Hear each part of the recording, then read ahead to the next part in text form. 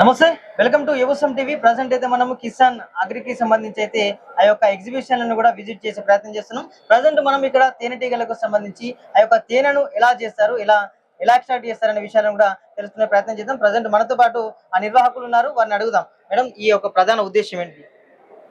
Honey మనకు pollination కోసం use అవుతుందండి. బీస్ ఇవన్నీ మనకు 90% పాలినేషన్ హనీ బీసే చేస్తాయి కాబట్టి ఫార్మర్స్ కి యూజ్ అన్నమాట. మేము తెలంగాణలో అవేర్నెస్ ఇస్తున్నాం.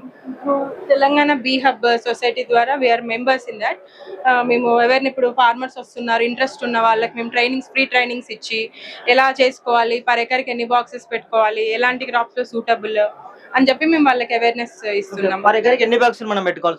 4 to 5 బాక్సెస్ అంటే ఫ్లవరింగ్ బట్టి ఉంటది. 4 to 5 బాక్సెస్ పెట్టుకోవాలి ఒకే దగ్గర.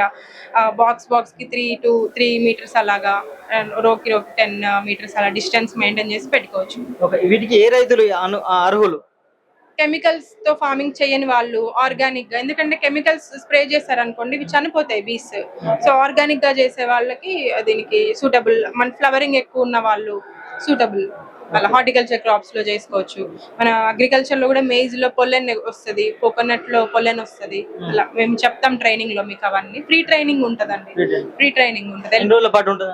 2 days ఉంటది. బ్యాచ్ వైజ్ గా మనం డివైడ్ చేస్తాం. 5 days. ఇంకా డెప్త్ గా కావాలనుకున్న వాళ్ళకి కూడా మేము ట్రైనింగ్ ఇస్తాం. రైతులు ఏమన్నా ముందుగా డబ్బులు పే చేయాల్సి ఉంటుందా? ఏం అవసరం లేదండి, ఫ్రీ ట్రైనింగ్. బాక్సెస్ మాత్రం మీరు ఇన్వెస్ట్ చేసుకొని పెట్టుకోవాలి. 5,000 ఉంటుంది అంటే with bees, queen bee, worker bee, drone bee ఇస్తాం.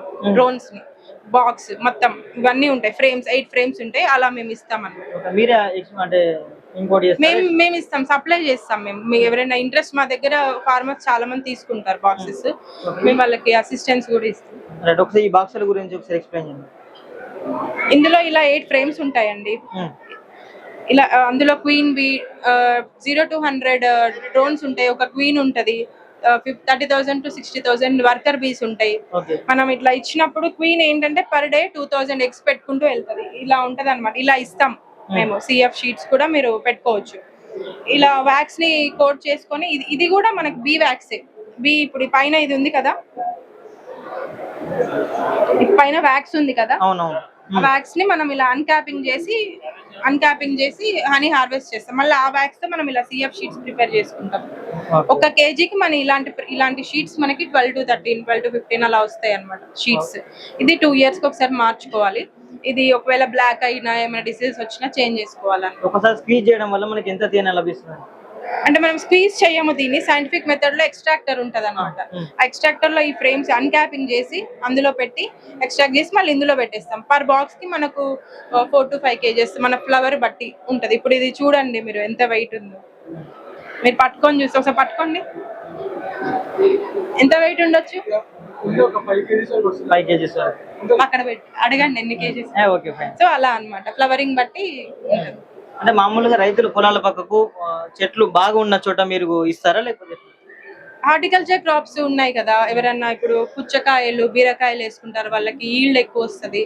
వాళ్ళే ఇవన్నీ మేము అవేర్నెస్ పెట్టినప్పుడు వచ్చి అడిగి ఇలా తెలుసుకొని చాలా మంది తీసుకొని పెట్టుకున్నారు. ఈల్డ్ కూడా సక్సెస్ స్టోరీస్ ఉన్నాయి. ఈల్డ్ పెరిగిన ఫార్మర్స్ కూడా అలా. అంటే 1 ఎకరంలో మనం ఎన్ని కేజీల వరకు? 1 ఎకరంలో మనం 5 బాక్సెస్ పెట్టుకోవచ్చు. ఇలాగా పర్ బాక్స్ ఎవ్రీ మంత్ ఒక 4 to 5 kgs అలా వస్తుంది. ఎపిస్ మెల్లిఫెరాక్ అయితే ఇది యూరోపియన్ జాతి బీ అన్నమాట. European bee. ఈ మధ్య కాలంలో తేనె కల్తీ అవుతున్న సందర్భాలు అయితే మనకు అనిపిస్తున్నాయి. ఇందులో తేనె స్వచ్ఛమైనదంటే మీరు అంటే మీరు హనీ కొనుక్కునేటప్పుడు ఇలా బీ కీపర్స్ దగ్గరకు వచ్చి కొనుక్కోవడం, హార్వెస్ట్ చేసేటప్పుడు కూడా మీరు మాకు అప్రోచ్ అయితే మేము మిమ్మల్ని ఇన్వైట్ కూడా చేస్తాం మా ఫామ్ కి.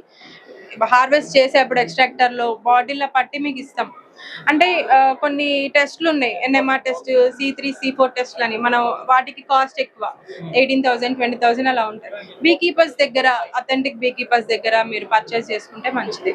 తెలుస్తుంది మీకు ఎలా చేస్తున్నారు, ఫీల్డ్ లో పెట్టి చేస్తారు కదా. మీరు రావచ్చు, మనకి మోస్ట్ ఆఫ్ ది నాలెడ్జ్ మనకు ఎక్స్ట్రాక్షన్ రోజే అర్థం అవుతుంది. మనము ఫ్రేమ్స్ అబ్జర్వ్ చేస్తాం కాబట్టి అర్థం అవుతుంది. మోస్ట్ ఆఫ్ ది నాలెడ్జ్ ఆ రోజే వస్తుంది. మీరు వచ్చినా వెల్కమ్. చూసి మీరు చూడొచ్చు అని మేము ఎలా తీస్తున్నాం ఏంటి అని చెప్పి. ఇలాంటివి ఎంకరేజ్ చేసుకొని మీకు మీరు బాక్సెస్ పెట్టుకొని పాలినేషన్ అనేది యూజ్ కాబట్టి ఇవన్నీ బాక్సెస్ పెట్టుకొని వాళ్ళు ఎక్స్ట్రా ఇన్కమ్ కూడా జనరేట్ చేసుకుంటారు. 90% పాలినేషన్ బీసే చేస్తాయి, మనకి మాన్యువల్ గా చేయలేం, ఫ్లవర్ టు ఫ్లవర్ పొల్లెన్ని మనం చేయలేం కదా. మిగతా 20% మనకి వాటర్, చిన్న చిన్న ఇన్సెక్ట్స్, బటర్ఫ్లైస్ అవి చేస్తాయి కాబట్టి దీన్ని మనం పెంచాలి. పాపులేషన్ కాలనీస్, ఇలా వీటిని కాలనీ అంటాం మనం. ఇప్పుడు మనకి ఇండియాకి 200 మిలియన్ కాలనీస్ రిక్వైర్మెంట్ ఉంది, కానీ మన దగ్గర ఓన్లీ 3 మిలియనే ఉంది.